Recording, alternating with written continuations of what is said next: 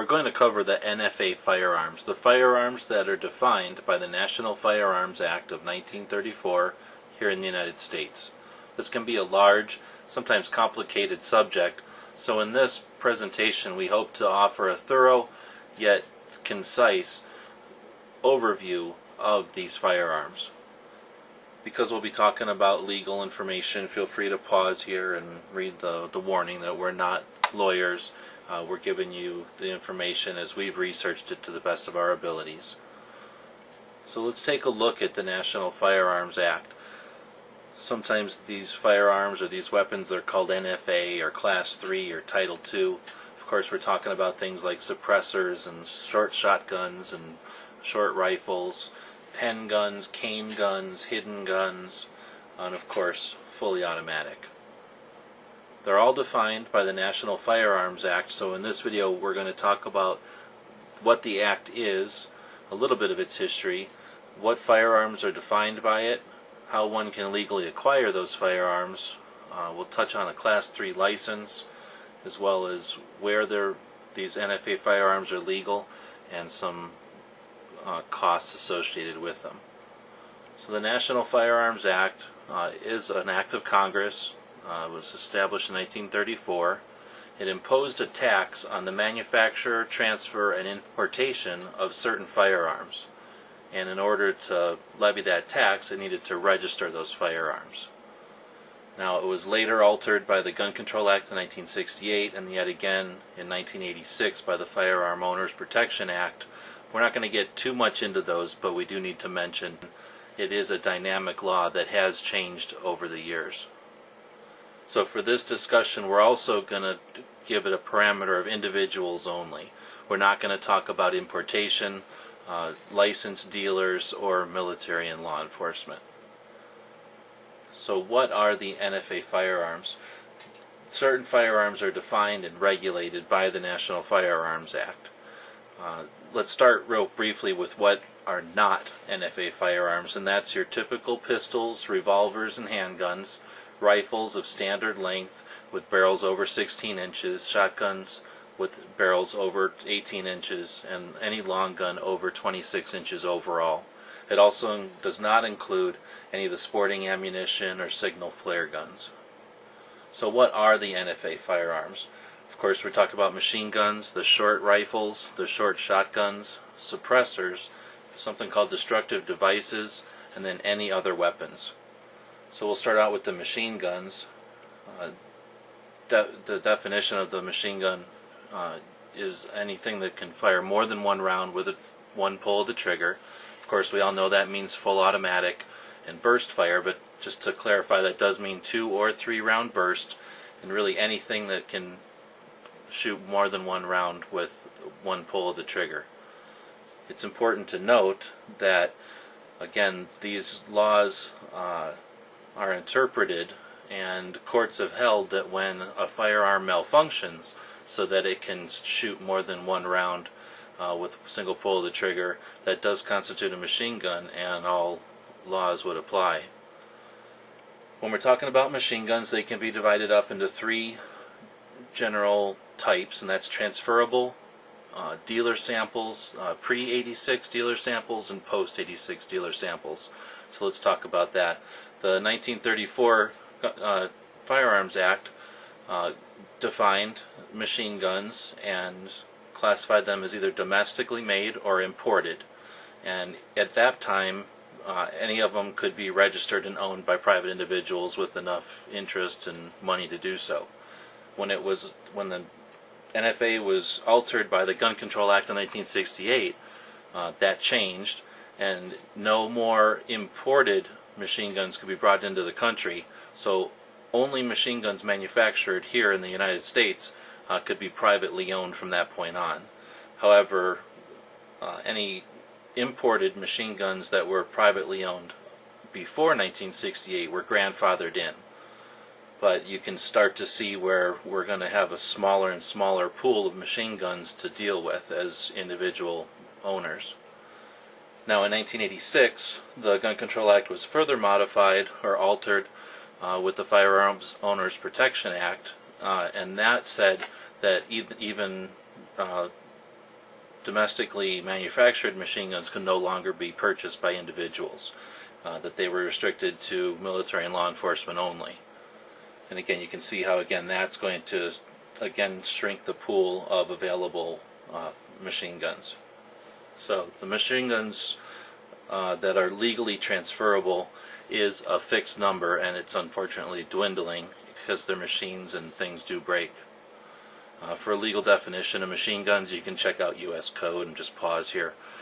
Next up is short barrel rifles, and short barrel rifles include obviously rifles that have short barrels, but it also includes pistols that are turned into rifles. So a technical definition of a short barrel rifle would be a firearm with a buttstock with a rifled barrel that's under 16 inches long with an overall length of under 26 inches, and that's where sometimes the bullpup rifles don't fall under this because their overall length is not under 26 inches. This does include pistols with stocks. Next up is short barrel shotguns. Now short barrel shotguns are again firearms with a buttstock but with a non-rifled barrel that's under 18 inches long, or an overall length that's under 26 inches. And then next up we'll go to suppressors, which are fairly obvious. Most people know what these are. They're designed to muffle or disguise the report of a firearm. Destructive devices are a little less common. So taking a look, there's 3 different types of destructive devices.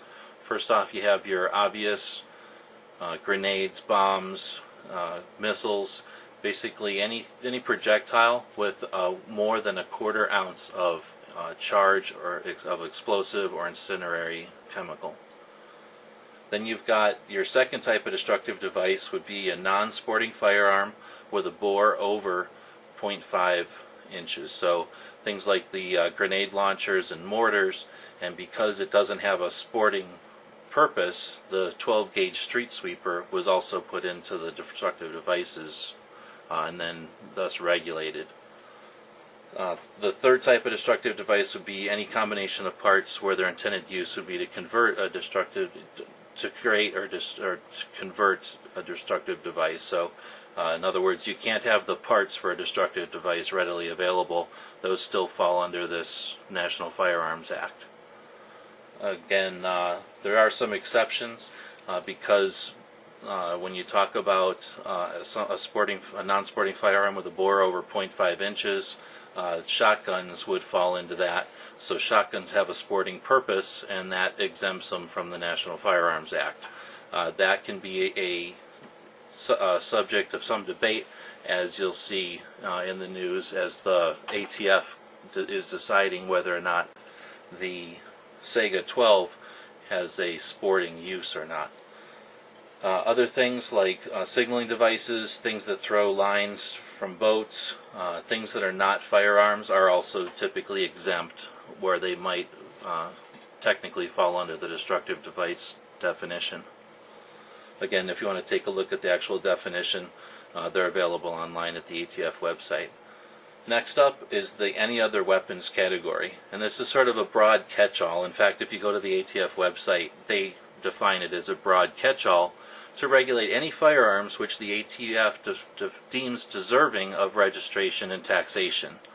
So some examples of that are smoothbore pistols. For example, if the Taurus Judge did not have rifling, it would be an any other weapon. You also have things that don't look like guns, so your pen guns and your wallet guns, your operational briefcases with the rifles inside the briefcase. Anything that doesn't look like a gun would be considered an any other weapon. Then you've got short shotguns, which come from the factory with a pistol grip, and that's your Serbu short pump shotguns. And then you've got handguns that have a vertical grip. So if it has a stock, it would be a short barrel rifle, but by adding a forward vertical grip to a pistol, then you've created an any other weapon. And again, you can get the definition online. The ATF website is actually a very good resource, and every year that seems like they offer better, easier to find information. So let's take a look at what are not NFA firearms again. We've got your typical pistols and revolvers, most handguns. Then you've got rifles that have a barrel that's over 16 inches long and an overall length that's over 26 inches. Then you've got shotguns, which have to have an 18-inch barrel and again an overall length of 26 inches. You've got your sporting ammunition, which is all the 12-gauge ammunition, which could technically be defined as destructive devices if they didn't have a sporting use. Then you've got your signal and flare guns, which typically are not designed to be weapons. Now, how can one legally acquire an NFA firearm? There's two ways that an individual can acquire NFA firearms. Of course, we're assuming that you're 21 years old and not prohibited by federal, state, or local laws from possessing firearms. So the NFA does, or I think it was the 1968 Gun Control Act, requires that you be 21 in order to own an NFA firearm. Transfer of a registered weapon from another lawful owner, or by creating it with prior approval from the ATF. So you can either have one that already exists transferred to you, or you can create one yourself. If you were to transfer one from someone else, that's going to entail registration, a tax, and a transfer. By creating your own, you're going to have to manufacture it, but then also pay a tax. You should be prepared when you start off your purchase of an NFA firearm you're going to need to obtain approval from your local law enforcement. They'll do an extensive background check at the local, state, and federal levels. You'll fill out some forms in duplicate along with fingerprints, photographs, that signature, and then a check for the amount of the tax that'll be due. While you're waiting for that transfer to be completed, which can take anywhere from a few weeks, well, from a few months to many months, the firearm in question will remain in possession of the current owner, or if it's being created, you can't build it until you get the approval. And then finally, that serial number of that firearm or that weapon will be updated at the Federal Registry and be on record, unlike non-NFA firearms, which aren't traced as studiously. So when we're talking about the two different ways to acquire an NFA firearm, we're talking about transferring it or manufacturing it, and then you're dealing with either an ATF Form 4 or an ATF Form 1. And those are jargon that you hear when you're talking about NFA firearms. When you file that, again, you're going to file that along with your fingerprint cards, photographs, that signature from local law enforcement, and then the check, depending on what type of firearm you're making. The local, or the wait times will vary, but your local wait time is usually going to be with weeks, anywhere from a few weeks to a few months, and then your local, or your ATF background check will be anywhere from a few months to sometimes over a year.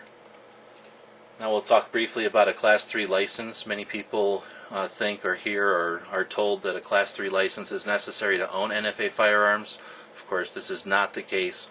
A Class 3 license is only necessary for a licensed FFL, in other words, for a gun shop to go to the next level and sell NFA firearms. They are required to get a Class 3 license, and that causes some confusion. But the Class 3 license is for businesses only. It's not necessary for an individual. You simply pay the tax on each item or each transfer. So next, let's talk about where NFA firearms are legal. And I think if this is another of those urban myths. If you ask most people, I suspect they would tell you that they're going to be available in some of the western states, but that's it. We did this research as of April of 2011, and those states in blue have no local restriction on the NFA firearms. In other words, just the federal 1934 Gun Control or Firearms Act. The states in yellow or orange, or whatever that color is, have only some restriction. In other words, some states vary from requiring a state level registration on top of the federal. Some of them restrict suppressors but not short rifles, and some of them restrict machine guns but not suppressors. So some of them have limited, and then there's just a few of those states in red that actually restrict NFA firearms. So Definitely the same with CCW laws and other pro-freedom laws that are taking effect. We definitely have the tide going in a positive direction for firearms ownership, even with the NFA firearms. So now let's talk about how much these things cost. You're going to have to pay a transfer tax if you have an existing one transferred to you. If you manufacture one, you still get to pay a tax. And then you've got, of course, a purchase price. So talking about a transfer tax, if you transfer on any other weapon, it's only $5. The full auto short barrel rifle, short barrel shotgun, and suppressors are all a $200 transfer tax. Now that's not an annual tax, it's just per transfer. So if you were to buy one from the local gun shop, there would be a $200 tax. Then if you were to sell it to someone else, then there would be another $200 tax to that next purchaser. Then if you were to manufacture one, for example, create an SBR out of an AR-15 lower receiver, you would have a $200 manufacturer tax. And again, this is not an annual tax, it's just a one-time tax on that manufacturer. And then, of course, as an NFA item, the transfer tax would then kick in if someone bought that short barrel rifle from you. Next, let's talk about the purchase price. We've got suppressors. When you buy them direct from a manufacturer, are going to cost typically between $500 and $1,000. The SBRs, the short barrel shotguns, and so many other weapons, depending on the builder, they're going to cost approximately what they would cost if you just bought the full-size rifle or the full-size shotgun. Very few of those demand a higher price. Destructive devices can vary. If you're buying a M203 grenade launcher, obviously that's going to cost some amount of hundreds of dollars. But if you're buying destructive devices like grenades or something to shoot out of a grenade launcher, you're going to be paying hundreds of dollars per grenade. So obviously they're going to be quite expensive, and then you've also got the $200 tax on each one, so those can be pretty expensive. Full auto is the most expensive because of the dwindling availability of the full autos that are still transferable or able to be purchased by individuals. The prices can go from a very inexpensively made sort of low-end machine gun in the low thousands of dollars to the very expensive, rare, collectible, heavy-duty machine guns that can easily cost more than $25,000. When we think about what else to talk about with NFA firearms, there's obviously quite a bit to talk about. For example, the National Firearms Act and how it's been amended by the various other laws, how the other laws interact with it, if it's even constitutional in the first place, the history of the act itself. You've got all the different firearms that it's applied to over the years. So there's lots of information that we could still cover, but this has turned out to be a fairly long video.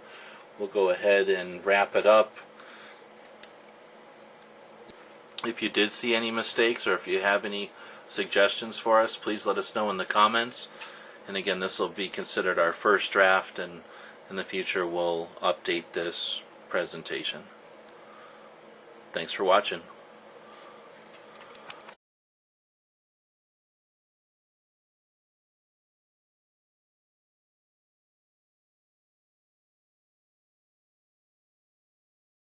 The guys and gals of GunWebsites.com encourage you to take a CCW class every year, practice at least once a month, and carry every day. Thanks for watching GunWebsites.com.